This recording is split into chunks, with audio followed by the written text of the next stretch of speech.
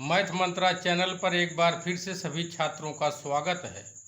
आज हम लोग कक्षा 10 गणित के प्रश्नावली 3.1 के प्रश्न संख्या 1 को हल करते हैं। सर्वप्रथम हम देखते हैं कि हमारा प्रश्न क्या है। प्रश्न में कह रहा है कि आफताब अपनी पुत्री से कहता है, 7 वर्ष पूर्व मैं तुमसे 7 गुनी आयु का था, अब से 3 वर्ष बाद मैं तुमसे केवल 3 गुनी आयु का रह जाऊंगा। क्या यह मनोरंजक है? यदि आप लोगों को मनोरंजक लग रहा है तो आप लोग कहिए हाँ। और वैसे भी कोई विषय पढ़ने में तभी मज़ा आता है जब वह विषय हमको मनोरंजक लगता है। इस स्थिति को बीजगणितीय एवं ग्राफी रूपों में व्यक्त कीजिए। ये कह रहे हैं कि जो स्थिति बन रही है इसको हमें बीजगणितीय रूप में और ग्राफी रूप में, ग्राफी रूप का मतलब ज्यामितीय रूप होता है, हमने पहले भी चर्चा किया है, रूपों में व्यक्त करना। हमको हल नहीं करना है, सिर्फ व्यक्त करना है, यानी कि इसका बीजगणितीय रूप बना देना है और ग्राफी रूप क्या बन रहा है यही हम दोनों को बना देना है, दोनों ही रूपों को दिखाना है। तो चलिए हम लोग सर्वप्रथम बीजगणितीय रूप देखते हैं कैसे हमें प्राप्त होता है। अब बीजगणितीय रूप में हम लोग देखते हैं कि हमारे पास प्रश्न में क्या है। तो सर्वप्रथम हम मान लेते हैं कि माना आफताब की वर्तमान आयु x वर्ष है तथा उसकी पुत्री की वर्तमान आयु y वर्ष है। अब प्रथम शर्त के अनुसार हमें क्या मिल रहा है?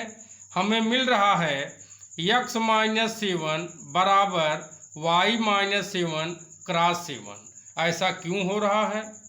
ऐसा हमें इसलिए प्राप्त हो रहा है क्योंकि आफताब कहता है अपनी पुत्री से कि 7 वर्ष पूर्व मैं तुमसे 7 गुनी आयु का था। तो हम लोग जानते हैं जब भी आयु में पूर्व की बात की जाए तो हम हमेशा क्या करते हैं, घटाते हैं। तो आफताब की वर्तमान आयु क्या है? x वर्ष है, इसलिए हमने x में से 7 घटा दिया। उसी तरह से उसकी पुत्री की वर्तमान आयु क्या है? y वर्ष है, तो y वर्ष में से हमने 7 घटा दिया, y में 7 घटाया। अब इसके बाद 7 का गुणा क्यों किया गया? क्योंकि जब उसके पिता की आयु 7 गुनी थी 7 वर्ष पहले, तो सीधे सीधे पुत्री की आयु में भी 7 से हमें गुणा करना पड़ेगा ताकि समीकरण के दोनों पक्ष आपस में बराबर हो जाएं। अब इसे हम हल करते हैं। x - 7 बराबर 7 का जब गुणा करेंगे तो क्या मिलेगा? 7y - 49। अब इसको हल करते हैं, यानी सब पक्षांतर करेंगे तो x - 7y, क्योंकि प्लस था उधर गया माइनस बना, -7 पहले से है, 49 माइनस था इधर ले आए प्लस बना, बराबर 0। अब क्या मिला? x - 7y और 49 में से 7 अगर हमने निकाल दिया तो क्या बचा? +42 बराबर 0। ये समीकरण 1 प्राप्त हुआ। द्वितीय शर्त में आफताब अपनी पुत्री से कह रहा है कि अब से 3 वर्ष बाद मैं तुमसे केवल 3 गुनी आयु का रह जाऊंगा। तो यहाँ देखिए बात की बात हो रही है 3 वर्ष बाद। जैसे आज 2020 चल रहा है, अगर मैं कहूँ 2 वर्ष बाद तो सीधे सीधे क्या मिलेगा? 2022। तो 2022 हमको मिला कैसे? क्योंकि हमने 2020 में 2 जोड़ दिया। उसी तरीके से अगर इसकी आफताब की वर्तमान आयु x वर्ष है, 3 साल बाद क्या होगा? x + 3। उसकी पुत्री की वर्तमान आयु y वर्ष है, 3 वर्ष बाद क्या होगा? y + 3। अब 3 का गुणा क्यों किया गया? क्योंकि पिता की उम्र 3 गुनी हो जाएगी 3 साल बाद, तो पुत्री की उम्र में भी हमको 3 से गुणा करना होगा ताकि ये दोनों पक्ष आपस में बैलेंस बन जाए, बराबर हो जाए। अब हल करते हैं तो x + 3 बराबर 3 × y बराबर 3y धन 3 × 3 बराबर 9 हमको मिला। अब इन सब को पक्षांतर करते हैं तो x + 3, 3y को इधर ले आए -3y, 9 प्लस था इधर ले आए -9 बराबर 0। अब x - 3y और 9 में से 3, 9 माइनस है 3 प्लस है इसलिए घटेगा, लेकिन चूंकि 9 का चिन्ह माइनस है और बड़ा है 9, इसलिए हम लोग माइनस चिन्ह रखेंगे। तो x - 3y - 6 बराबर 0, ये हमें द्वितीय समीकरण मिला। तो इस तरीके से हम कह सकते हैं कि अतः प्रश्न का बीजगणितीय रूप x माइनस 7y प्लस 42 बराबर 0 और x माइनस 3y माइनस 6 बराबर 0 होगा। अब हम लोग प्रश्न के ग्राफी रूप की तरफ आगे बढ़ते हैं, यानी कि ज्यामितीय रूप हम कैसे व्यक्त कर सकते हैं, अब हम लोग उसकी चर्चा करते हैं। अब ग्राफी रूप या ज्यामितीय रूप के लिए हम लोग क्या करते हैं, इसे दो भागों में बांट लेते हैं। एक तरफ लिखते हैं समीकरण 1 से, दूसरी तरफ लिख रहे हैं समीकरण 2 से। समीकरण 1 हमारा क्या था, x माइनस 7y प्लस 42 बराबर 0। समीकरण 2 क्या था, x माइनस 3y माइनस 6 बराबर 0। अब हम समीकरण 1 पहले चर्चा करते हैं। यदि हम मान लें x बराबर 0, तब देखिए x जगह हमने क्या रखा 0, माइनस 7y माइनस 42।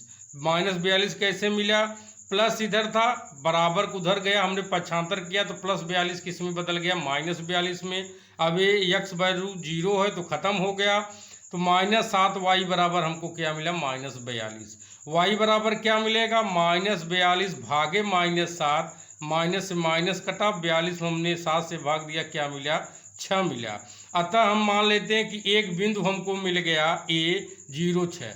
0 6 हमने क्यों लिखा, क्योंकि हम जानते हैं कि ज्यामिति में जब भी हम तल पे चर्चा करते हैं बिंदु के रूप में रखते हैं तो पहला हमेशा x अक्ष से, दूसरा हमेशा y अक्ष पे लिया जाता है, इसलिए हमने a बराबर a का मान क्या रखा, 0 6 रखा।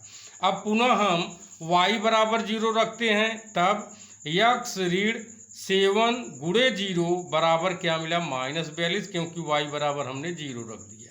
अब x ऋण 0 बराबर माइनस 42, इसलिए x बराबर क्या मिला, माइनस 42।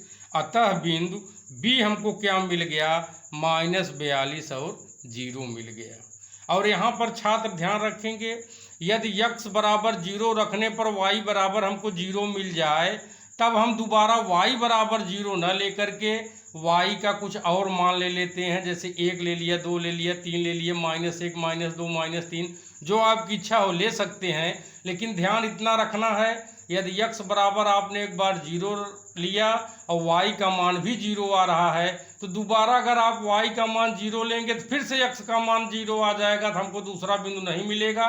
इसलिए अगर x बराबर 0 रखने पर y बराबर 0 मिल जाए तो y बराबर 0 न लेकर के हम कोई और संख्या लेते हैं। अब हम लोग समीकरण 2 की ओर आगे बढ़ते हैं। समीकरण 2 क्या है, x माइनस 3y माइनस 6 बराबर 0। हमने माना यदि x बराबर 0, तब हमको मिला 0 माइनस 3y बराबर 6। तो y बराबर क्या मिला, 6 बटे माइनस 3। 6 में माइनस 3 से हमने भाग दिया तो हमको क्या मिला, माइनस 2 मिला। अतः बिंदु C क्या मिल गया, 0 माइनस 2 मिला, क्योंकि x बराबर 0 इसलिए पहले 0, y बराबर माइनस 2 इसलिए बाद में माइनस 2 रखा गया। अब यदि y बराबर हम 0 लें, तब हमें x क्या मिलेगा, x ऋण 3 गुणे 0, क्योंकि y बराबर हम 0 ले रहे हैं, बराबर 6। तो x ऋण 0 बराबर 6, इसलिए हमको क्या मिल गया, x बराबर 6 मिला। तो बिंदु D हम मान लेते हैं क्या है हमारे पास, 6 0 क्यों लिया गया, क्योंकि पहले x का मान फिर y का मान रखा जाता है। अब हम इसको बॉक्स में कैसे दिखा सकते हैं और तल पे यानी ग्राफी रूप में इसको कैसे व्यक्त कर सकते हैं, उस पर चर्चा करते हैं और आगे बढ़ते हैं। सर्वप्रथम हम जो बिंदु हमको प्राप्त हुए उसको हम बॉक्स रूप में दिखाते हैं समीकरण 1 से। देखिए, जब हमने x बराबर 0 रखा था तो y बराबर क्या मिला था, 6 मिला था। ये y बराबर जब हम लोगों ने 0 रखा था तो x बराबर क्या मिला था, माइनस 42। और बिंदु हमको a 0 6 और b माइनस 42 0 मिला था। समीकरण 2 से अगर हमने x बराबर 0 लिया था तो y बराबर क्या मिला था, माइनस 2 मिला था। अगर y बराबर हमने 0 लिया था तो x बराबर क्या मिला था, 6 मिला था। और हमने बिंदुओं को नाम दिया था c 0 माइनस 2 और d 6 0। अब चलिए इसे हम लोग तल में कैसे व्यक्त करते हैं, यानी ग्राफी रूप में कैसे व्यक्त करते हैं उसको देख लेते हैं।